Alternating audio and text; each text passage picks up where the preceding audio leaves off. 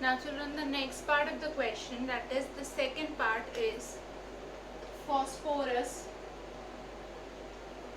Phosphorus burns in oxygen. Phosphorus burns in oxygen to produce phosphorus pentaoxide. अब चलो यहाँ पे सबसे पहली चीज जो आपको पता होनी चाहिए, that is what is the formula for phosphorus. Basically phosphorus एक सिंगल एटम की फॉर्म में एग्जिस्ट नहीं करता, it rather exist as a unit और you can say as a molecule. तो जब वो मॉलिक्यूलर फॉर्म में होता है तो इट एग्जिस्ट एज P4. ठीक है, फॉस्फोरस P4 की फॉर्म में एग्जिस्ट करता है, जैसे ऑक्सीजन O2 की फॉर्म में होता है. ठीक है, सल्फर S8 की फॉर्म में होता है, फॉस्फोरस एज P4. अब बर्न्स इन ऑक्सीजन मतलब O2 से रिएक्शन हो रही है. ठीक है, फॉस्फोरस पेंटाऑक्साइड, पेंट मतलब 5, so there are 5 oxygen atoms. अब चिल्ड्रन फॉस्फोरस दो वैलेंसी शो करते हैं, 3 और 5. ठीक है, अब when we are saying pentoxide मतलब ऑक्सीजन 5 है, दैट मीन्स फॉस्फोरस की वैलेंसी इज 5 और ऑक्सीजन की वैलेंसी हमें पता है 2 होती है, so it is P2O5. So phosphorus pentoxide is P2O5. Okay, so यहाँ पे हमारे पास ये इक्वेशन आ गई, बट ये इक्वेशन क्या है, अनबैलेंस्ड. तो इसको अब हम बैलेंस करते हैं.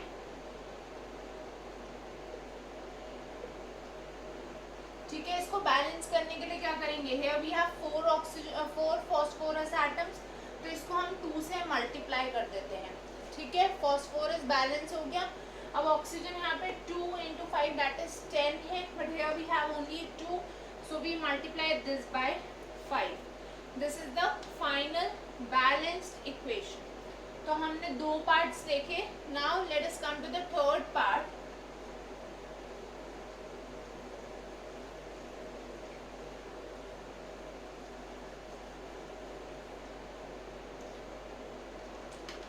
Third part states that carbon disulfide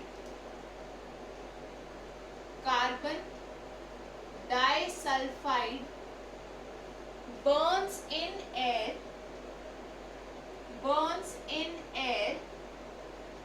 carbon disulfide burns in air to give carbon dioxide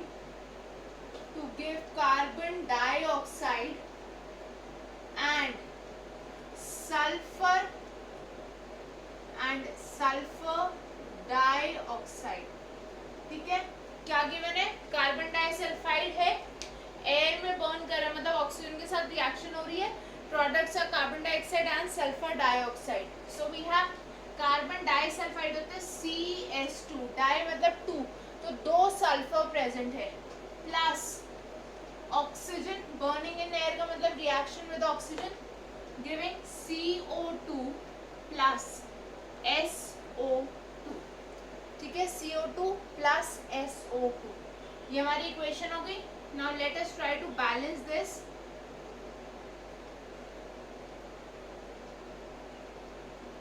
अगर इस इक्वेशन को मुझे बैलेंस करना है, firstly we have 2 sulphur over है, बट यहाँ पे हमारे पास सिर्फ एक सल्फर है, so we multiply this by 2. ठीक है, इससे क्या होगा, number of sulphur atoms equal on both the sides. Carbon already equal थे, ऑक्सीजन कितने हो गए 2 and 2 into 2 plus 4, so 2 plus 4 6 oxygen atoms on the product side. तो हमने क्या करा, रिएक्टेंट पे जो हमारे पास O2 है वी मल्टीप्लाइड बाय 3. तो हमारे पास यहाँ पे carbon 1, sulphur 2 and oxygen, we have 6 on both the sides. So children, I hope this is clear to everyone. Let's move to the next part, the last part of the question.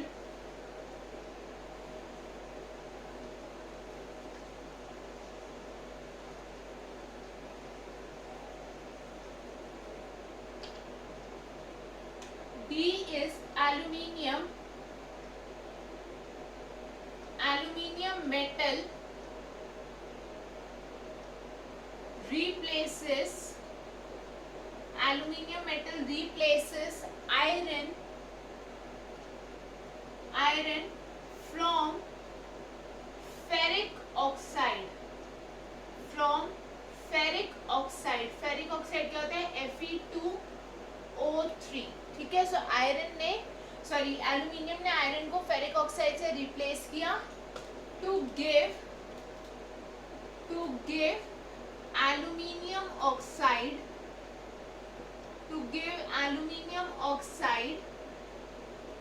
and iron metal. तो इस case में हमें क्या क्या मिल गया? Aluminium oxide और iron metal. अब इसको इक्वेशन में कन्वर्ट करते हैं. एल्यूमिनियम किससे रिएक्ट कर रहा है? फेरिक ऑक्साइड से.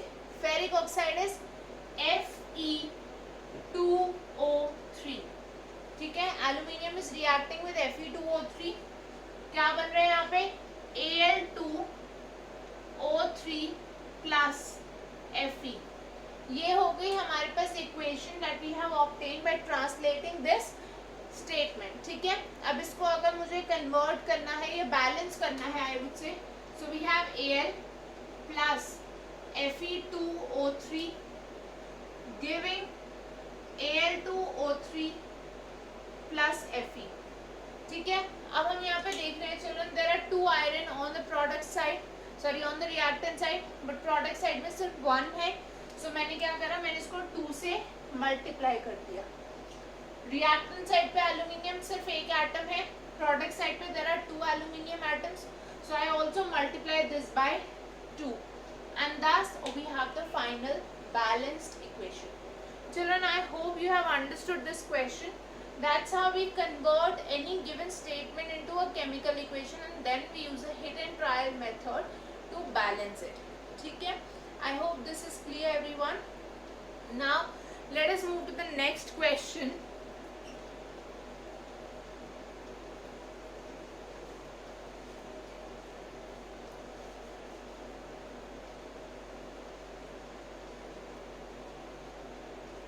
हमारे पास जो नेक्स्ट क्वेश्चन है that is identify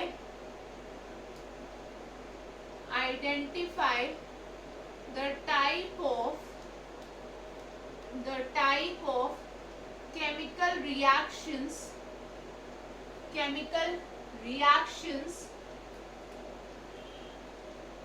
in the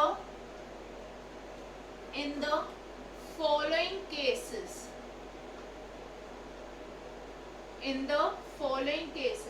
तो मैं आपके सामने जो भी केमिकल रिएक्शन लिख रही हूँ या केमिकल इक्वेशन लिख रही हूँ, आपको आइडेंटिफाई करना है कि वो किस टाइप की रिएक्शन है. Okay, the first one is A plus B giving C. ठीक है, A plus B giving C. आप सबको पता है यहाँ पे we have 2 reactants and a single product. So whenever we have 2 or more than 2 reactants and only 1 product, then we know that the reaction is known as a combination reaction. ठीक है, तो ये कौन सी टाइप हो गई? Combination reaction. Next second part देखते हैं. X gives Y plus Z. तो यहाँ पे किस टाइप की रिएक्शन हो रही है children? Single reactant breaking down into 2 or more products. ठीक है, एक रिएक्टेंट ब्रेक डाउन होके 2 या 2 से ज्यादा प्रोडक्ट्स देगा. So this is decomposition reaction. ठीक है, decomposition reaction.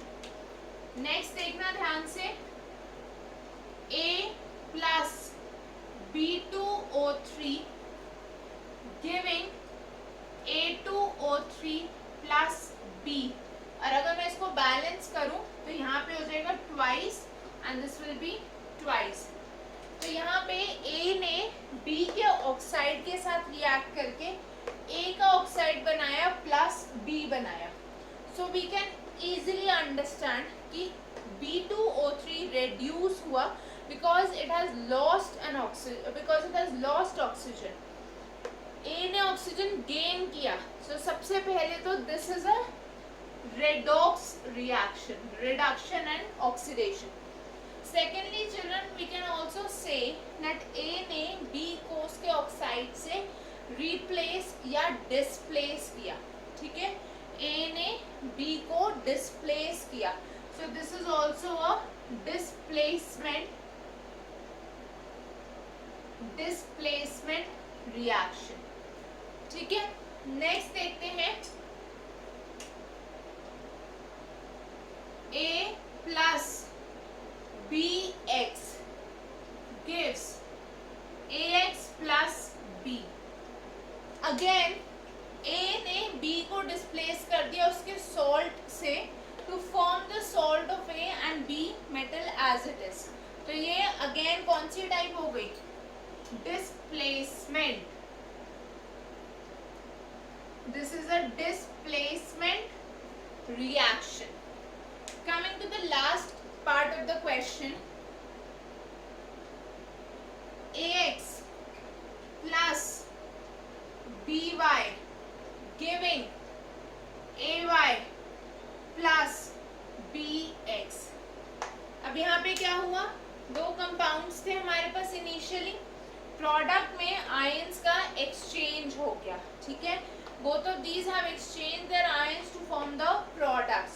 Thus these fall in the category of double displacement reaction or double decomposition reaction. ठीक है, ये दोनों डबल डिस्प्लेसमेंट या डबल डीकम्पोजिशन रिएक्शन की कैटेगरी को बिलोंग करते हैं. चिल्ड्रन, आई होप ये क्वेश्चन क्लियर हो गया. इस तरह से अगर आपको कोई भी जनरल इक्वेशन गिवन है तो आप उसकी टाइप फाइंड आउट कर सकते हो by understanding the various definitions for all the types of reactions. अब हम नेक्स्ट क्वेश्चन पे मूव करते हैं.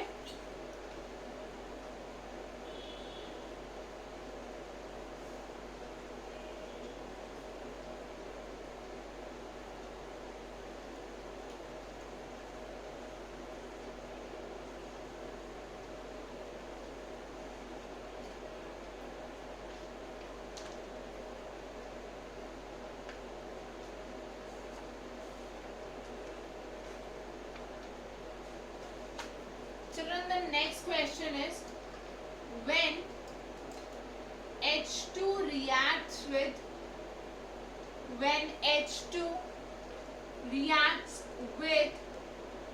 CuO. ठीक है, H2 की रिएक्शन हो रही है कॉपर ऑक्साइड के साथ. The products are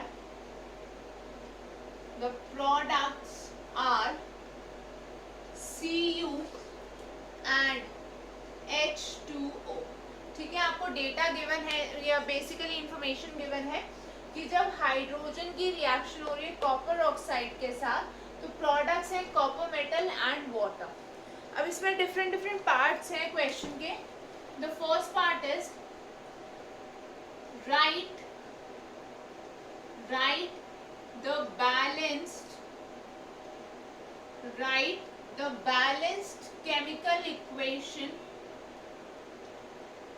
chemical equation for the reaction taking place.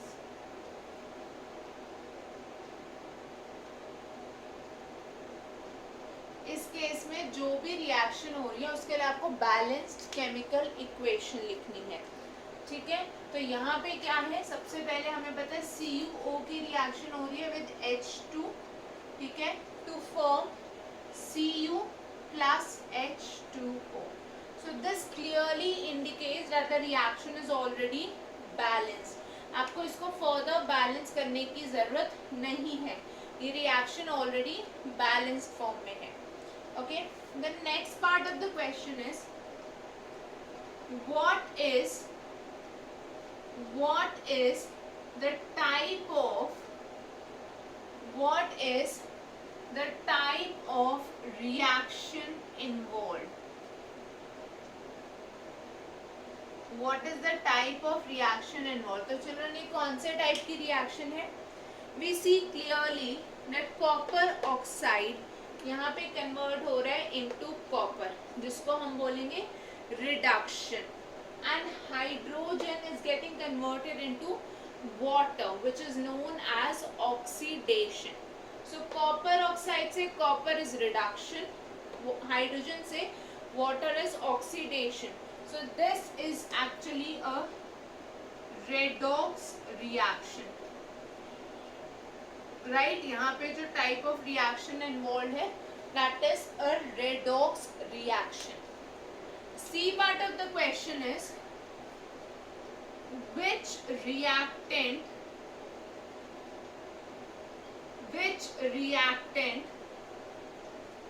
and product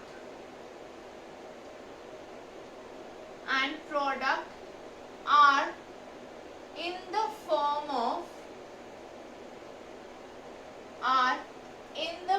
of elements.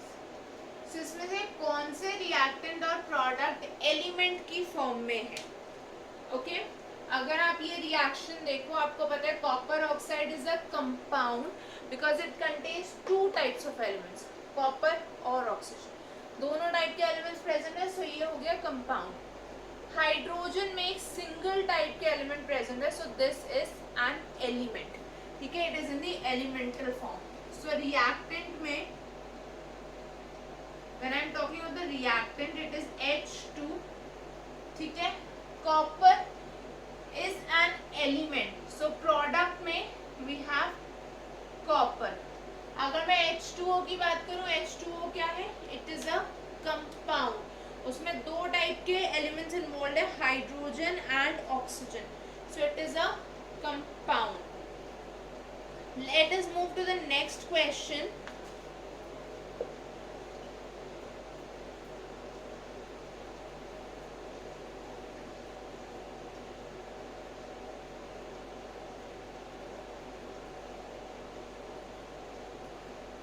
The next question is balance.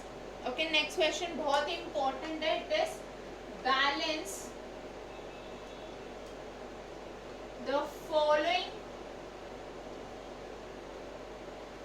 balance the following chemical equations. ठीक है, जो मैं equations बोर्ड पे लिख रही हूँ, आपको इनको बैलेंस करना है. The first one is HNO3 plus CaOH twice giving CaNO3 twice plus H2O. ठीक है, क्या है?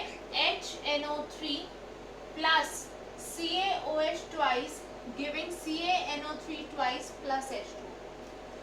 Children, पहले हम इसका हिट एंड ट्रायल मेथड से इसको सॉल्व करते हैं and then I will give you some tips related to such questions. यहाँ पे हमारे पास क्या है? Hydrogen, nitrogen, oxygen and calcium, LHS पे और RHS पे.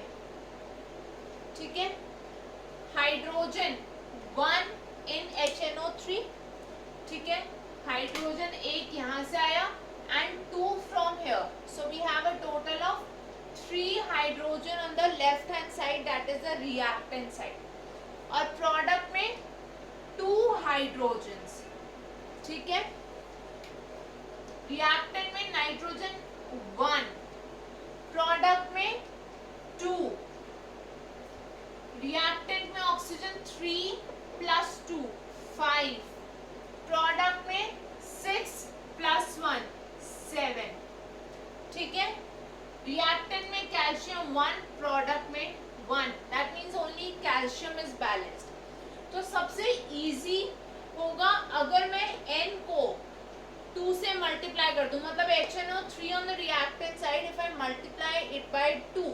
ठीक है, तो हमारे पास यहाँ पे क्या आ जाएगा? HNO3 plus calcium hydroxide gives CaNO3 twice plus H2O. ठीक है, I hope this much is clear to everyone. हमने क्या करा, नाइट्रोजन्स को इक्वल कर लिया. अब यहाँ पे देखते हैं क्या क्या चेंज आया. After multiplying HNO3 by 2 hydrogens plus 2, left hand side पे 4 हाइड्रोजन, प्रोडक्ट साइड पे 2. ठीक है, nitrogen 2 and 2, oxygen 2 into 3 6, 6 plus 2 8, और यहाँ पे कितने हैं 6 plus 1 7, so 8 and 7, and calcium 1 on each side. तो अब कहाँ डिफरेंस आया, हाइड्रोजन पे. मतलब अब अगर मैं इसको 2 से मल्टीप्लाई कर दूं, so what do I get? When I multiply this by 2, then hydrogens on the product side become 4, and what about oxygen? 6 plus 2 8, and hence we have the balanced equation. तो ये जो इक्वेशन आपके सामने लिखी है ये हमारी फाइनल बैलेंस्ड इक्वेशन है. अब children, in such questions you can do one thing, जिससे हमारे पास NO3 दोनों साइड पे प्रेजेंट है. Okay, we have NO3 present on both sides of the equation. So in such questions or such equations, you can consider it as a single unit. तो आपको क्या करना है, NO3 को दोनों तरफ इक्वेट करना है. So we have 2 over here. So we directly multiply this HNO3 by 2 to have 2 nitrate units. Okay, so that will make the final equation balanced. So children, these were some questions from chapter 1. That is all for today. Next class mein we'll be starting with acid, bases and salts. Okay, you can keep posting your doubts in the comment section, or you can mail them on the email ID Swatika tutorials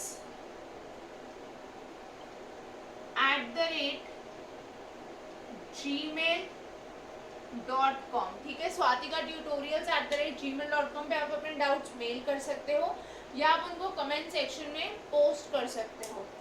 so children, that is all for today. Don't forget to like, share and subscribe to the channel. See you all in the next class. Thank you everyone. Bye bye. Take care. Have a great day.